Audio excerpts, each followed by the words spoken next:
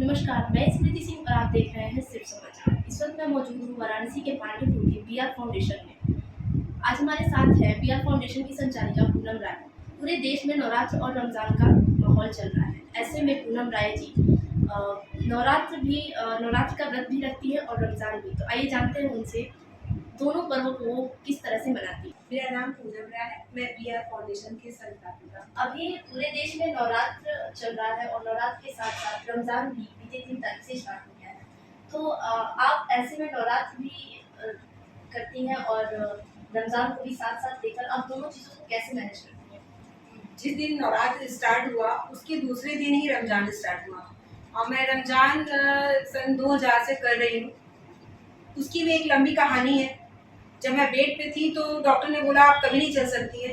तो मेरी नज़र में ऐसा लगा कि हिंदू मुस्लिम कुछ नहीं होता है, बस भगवान एक ही होते हैं। तो बस ये मान के ही पूजा करना और रमजान करना शुरू की। ऐसा कहा जाता है कि समाज में ऐसे लोग हैं जो धर्म के नाम पर एक दूसरे से ईर्ष्या करते हैं, लड़ाई करते हैं। तो ऐसे लोगों को आप क्या संदेश देना चाहेंगे? मेरी नज़र में इंसानियत ही सबसे बड़ा धर्म है। मैं हिंदू मुस्लिम कुछ नहीं जानती हूँ, इंसानियत ही मेरा धर्म है। आपकी पेंटिंग काफ़ी जानी मानी आप पेंटिंग बनाती हैं, यहाँ तक कि मोदी जी को आपकी पेंटिंग बहुत पसंद आती है। जहाँ तक पेंटिंग की बात है तो मुझे बहुत गर्व है कि मैं माननीय प्रधानमंत्री जी को अपनी पेंटिंग गिफ्ट की, वो भी बनारस के घाट में उनकी पोर्ट्रेट बना के गिफ्ट की और प्रधानमंत्री जी ने उसको काफ़ी सराहा भी। उस दिन ऐसा लगा कि वाकई में मैं एक छोटी सी चित्रकार तो हूँ। और दूसरी बात रहा महिलाओं को जागरूक करना और हिंदू और मुस्लिम का जो भेदभाव है, इस चीज़ को लोगों की मानसिकता ऐसी है कि वो ऐसा भेदभाव बनाते हैं। हम इंसान ही मतलब उस चीज़ को क्रिएट करते हैं, फिर बाद में किसी न किसी पर दोषारोपण करते हैं। तो आप जब ये मानेंगे कि वो इंसान मेरी ही तरह है तो ऐसा कुछ नहीं होगा। और एक अमन भाईचारा का संदेश देना चाहूँगी। आप एक हिंदू धर्म से बिलोंग करती हैं, ऐसे में रोज़ा करना बहुत बेहद ही ज़रूरी सवाल हो जाता है कि आप कैसे, आपको इसके बारे में पता चला, आप कैसे इसको मैनेज करके चलती हैं? इसके दौरान आप क्या-क्या दिक्कतें फेस करती हैं? जिस तरह से नवरात्र में 9 दिन का व्रत होता है तो मेरा पहला और अंतिम दिन जो होता है नवरात्र का व्रत करती हूँ। इस बीच में रमजान आते हैं तो वो मेरा पहला और लास्ट होता है। बीच में जितने भी फ्राइडे होते हैं, जुमेरात होते हैं, ये मैं करती आई हूँ। तो हम लोगों के पर्व में तो ये होता है बीच में हम लोग पानी पी लेते हैं, फल खा लेते हैं, लेकिन इसमें हम लोग कुछ नहीं करते। इसमें सुबह भोर में उठना पड़ता है 3 बजे, उसमें सहरी करना पड़ता है। तो सहरी में एक जैसे मीठा खा के पानी पी लिए, उसके बाद दिन भर ऐसे ही रहते हैं। फिर शाम को 6 बजे 7 बजे उसकी टाइमिंग होती है, उस समय जाके हम लोग अफ्तारी करते हैं, तो खजूर खा के पानी पीते हैं। इस तरह से मतलब कष्ट तो है, लेकिन उस कष्ट से ज़्यादा अच्छा ये लगता है इसलिए क्योंकि जब मैं बेड पे थी ना, तो जब डॉक्टर बोला कि आप कभी नहीं चल सकती हैं, तो मुझे भगवान के प्रति बड़ी आस्था थी। तो मैं सब धर्मों को मानती थी, मैं चर्च भी जाती थी, गुरुद्वारे भी जाती थी और मतलब सब जगह की। तो ऐसा लगा कि सारे भगवान ने मुझे मतलब इतना आशीर्वाद दिया कि आज मैं वापस से चल रही हूँ, इसलिए मैं करती हूँ ये रोज़ा। किस आपको ये विचार आपके मन में कैसे आया कि नहीं हमको ये करना चाहिए? 1990 में मेरी एक फ्रेंड थी महनूर रिजवी, तो वो मेरी बचपन की फ्रेंड है। और वो बोली कि पूनम तुम अपने भगवान जी को इतना मानती हो, इतना पूजा पाठ करती हो, तुम बेड पे हो, मुझे अच्छा नहीं लगता है। तुम एक बार ना तुम रोज़ा करना स्टार्ट करो, क्या पता अल्लाह ताला चाहेंगे या तुम ठीक हो जाओगी।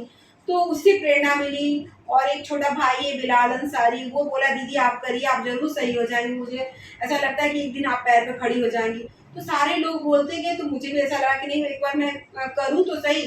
तो सन वही 2000 में स्टार्ट की मैं, आज मेरा 22 साल। बच्चे कहाँ तक गए हैं, उनमें क्या प्रोग्राम है, ये आप बताना चाहेंगे? मेरे यहाँ dance, taekwondo, art and craft classes होते हैं। मुझे बहुत अच्छा लगता है उन बच्चों के बीच जाके उनको कुछ सिखा के। और आज मेरे हाथ से आए हुए लोग गिनीज बुक वर्ल्ड रिकॉर्ड तक बना चुके हैं। भले वो लोग नाम ना लें, लेकिन मैं जानती हूँ, मेरी संस्था के सारे लोग जानते हैं कि गिनीज वर्ल्ड तक गए हैं, इंडिया वर्ल्ड तक गए हैं। और बहुत बच्चे तो यूरेशिया वर्ल्ड रिकॉर्ड भी बना चुके हैं। प्लस ताइक्वांडो में मेरे यहाँ से ओलंपिक तक बच्चे जा चुके हैं। 3,000 बच्चियों को ट्रेनिंग भी मैंने दिया है यहाँ बीआर फाउंडेशन के ब्रांच से और भोजपुरी ब्रांच से, सारी जगह से मिलके। आर्ट में भी बहुत सारे बच्चे मतलब मनाली में जाके लॉन्गेस्ट लाइव पेंटिंग मैराथन जिसमें मेरे साथ 8 लोग थे, वहाँ जाके वर्ल्ड रिकॉर्ड बना। तो ऐसे-ऐसे करके मेरे यहाँ से बहुत सारे डांस में भी बच्चे सब स्टेज परफॉर्मेंस किए, जी टीवी में गए हैं, इंडियाज़ गॉट टैलेंट में भी मैं गई थी। तो मेरे यहाँ तो मैं जहाँ तक मैं पहुँचती हूँ, वहाँ तक बच्चों को भी ले जाना चाहती हूँ और यही उपलब्धियाँ हैं अभी तक। आपके साथ ऐसा क्या हादसा हुआ था जिसकी वजह से आपको वॉकर पे निर्भर रहना पड़ा? वॉकर से चलना तो एक मेरा दुर्भाग्य है। मैं नॉर्मल थी, अच्छे से चल रही थी, लेकिन दहेज की बलि चढ़ी गई और मेरी स्टोरी बहुत दर्दनाक है। वो तमाम महिलाओं की भी ऐसी कुछ न कुछ घटनाएं होती हैं। मैं इसको बार बार जिक्र नहीं करना चाहती हूँ, लेकिन ये वॉकर को तो मैं भूल गई हूँ और आगे की ज़िंदगी को लेकर चल रही हूँ। और आज के जीवन के बारे में बताना चाहूँगी कि आज मैं अपने पापा के नाम से बीआर फाउंडेशन चला रही हूँ, जिसमें मेरे बड़े भैया नरेश कुमार हैं, काफ़ी सपोर्ट करते हैं। मेरी फैमिली, मेरे जितने भी फ्रेंड्स हैं, उनके लिए बहुत सपोर्ट करती है और मैं यहाँ पे हर वर्ग के बच्चों को देखती हूँ। और जो कहानी, जो हादसा मेरे साथ हुआ, वो बहुत दुखदाई है और ससुराल वालों ने मुझे थर्ड फ्लोर से नीचे फेंक दिया था। ये स्टोरी है इसकी। समाज में उन तमाम लोगों को आप क्या संदेश देना चाहेंगी जो इस सोच से आगे बढ़ते हैं कि नहीं मेरा ये धर्म है, मैं हिंदू धर्म से हूँ और वो मुस्लिम धर्म से है, तो इस चीज़ को लेके कहीं ना कहीं लोगों में एक दूसरे के प्रति ईर्ष्या रहती है, तो ऐसे लोगों को आप क्या संदेश देना चाहेंगे? इंसानियत ही सबसे बड़ा धर्म है और मैं हिंदू, मुस्लिम, सिख, ईसाई ये सब कुछ नहीं मानती। मैं तो जब बेड पे थी, जब मैं चल भी नहीं पा रही थी ना, तो उस समय भी मैं गुरुद्वारे में जाती थी, चर्च में जाती थी, मजार में मत्था टेकने जाती थी, मंदिरों में जाती थी। वो एक आस्था थी ईश्वर के प्रति, तो इसलिए इंसानियत ही सबसे बड़ा धर्म है। तो ये थी हमारे साथ बीआर फाउंडेशन की संचालिका पूनम राय जी। ऐसी ही तमाम जानकारियों के लिए बने रहिए हमारे साथ और देखते रहिए सिर्फ समाचार।